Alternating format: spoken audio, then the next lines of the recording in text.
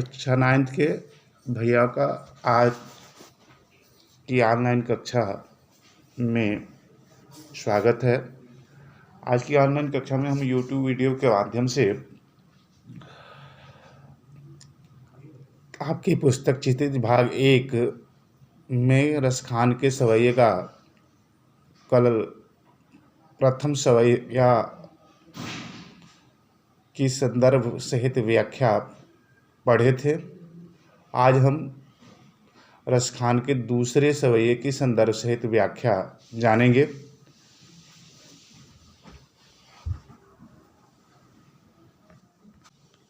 दूसरा सवैया कुछ इस प्रकार है।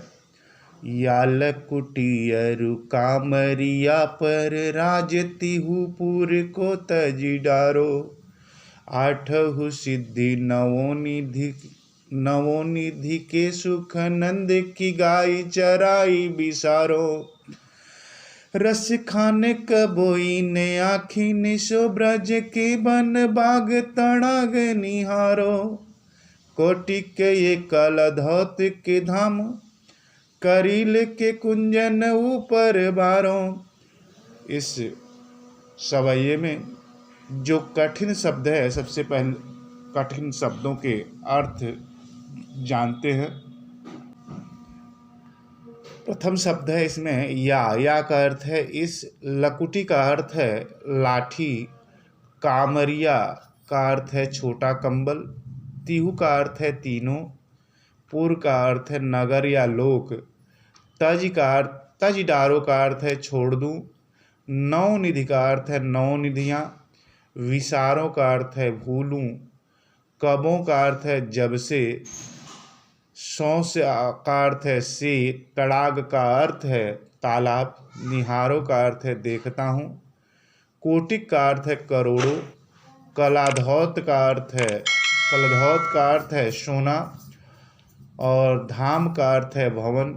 करील का अर्थ है एक प्रकार का वृक्ष है ये। और कुंजन का अर्थ है लताओं पर।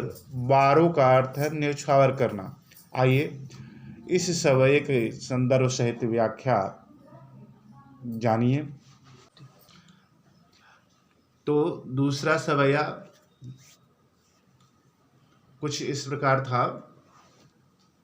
याल कुटियरु कामरिया पर राजतिहु पुर को तजी डारो। इस सवैये का संदर्भ जाने। संदर्भ है कि प्रस्तुत सवैया हमारी हिंदी की पाठ्य पुस्तक क्षितिज में संकलित पाठ सवैये से लिया गया है। इसकी रचना श्री कृष्ण के अनन्य भक्त कवि रसखान जी ने की है। प्रस्तुत सवैये में कवि श्री कृष्ण से संबंधित साधारण वस्तुओं को प्राप्त करने के लिए बहुमूल्य चीजों का मोह त्यागने की दृढ़ संकल्प शक्ति प्रस्तुत करता है। कवि प्रस्तुत सवैये की प्रथम पंक्ति में कहता है कि याल कुटी अरु कामरिया पर राजतिहु पुर को तजी डारो। रसखान जी कहते हैं कि श्री कृष्ण की ग्वाले के रूप में प्रयोग की गई लाठी, लकुटी अर्थात लाठी और काले कंबर पर वह तीनों लोकों के राज्य का, राज मने राज, तिहु मने तीन, पूर्व मने लोक, तज डारो मने त्याग कर सकते हैं। अर्थात लाठी और कंबल पर राजपाट से करे। अर्थात ये कहना चाहते हैं कि लाठी और कंबल राजपाट से ज्यादा महत्वपूर्ण है। इस संसार और कहते हैं कि आठहु सिद्धि नवोनिधि के सुख नंद की गाय चराई बिसारो।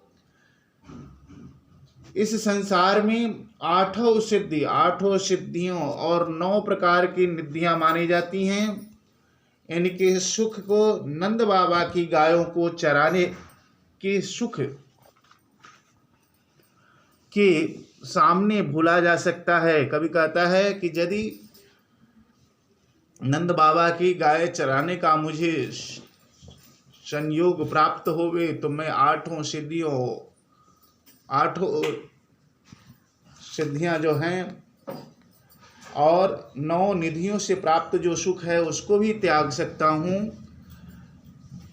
कवि तीसरी पंक्ति में कहता है कि रस खान कबोई ने आखिन सो ब्रज के बन बाग तड़ाग निहारो। रस खान जी कहते हैं कि मेरा मानना है कि जब से मैंने अपनी आंखों से ब्रज की भूमि, वहाँ के वन बाग और तालाबों आदि के दर्शन किए हैं, तब से मुझे बहुत से सांसारिक सुख बेकार नजर आते हैं। कवि अंतिम पंक्तियों में कहता है कोटि के ये काला धौत के धाम करीलन कुंजन ऊपर भार वारों। कवि कहता है कि यमुना नदी के तट पर खड़े करील कदम्ब के वृक्ष के ऊपर कितने ही सोने के महल के जो सुख हैं वो निछावर किए जा सकते हैं। कवि कहना चाहता है कि यदि यमुना नदी के तट पर खड़े करील और कदम्ब के वृक्षों का सानिध्य मुझे प्राप्त हो, कि ऊपर मेरा वास हो, तो मैं महलों से प्राप्त जो सुख है उसको भी त्याग सकता हूँ। भाव यह है कि जो सुख ब्रज के प्राकृतिक सौंदर्य को निहारने में है वह सांसारिक वस्तुओं से बिल्कुल भी प्राप्त नहीं किया जा सकता। इस सवैये में क्या कुछ विशेष है, इसके बारे में जानते हैं। रसखान जी कृष्ण और ब्रज के प्रति अपने अत्यधिक आग्रह, भक्ति और समर्पण प्रस्तुत करते हैं। दूसरा है, रसखान जी ब्रज भाषा में सवैये की रचना की है। पूरे पद में अनुप्रास तथा स्वर मैत्री अलंकारों का स्वाभाविक प्रयोग हुआ है। प्रसाद गुण तथा शांत रस का परिपाक हुआ है। सवैया छंद का सफल प्रयोग हुआ है। इस प्रकार इस सवैये के माध्यम से आइए इसी के साथ हम अगले वीडियो में फिर मिलेंगे। धन्यवाद।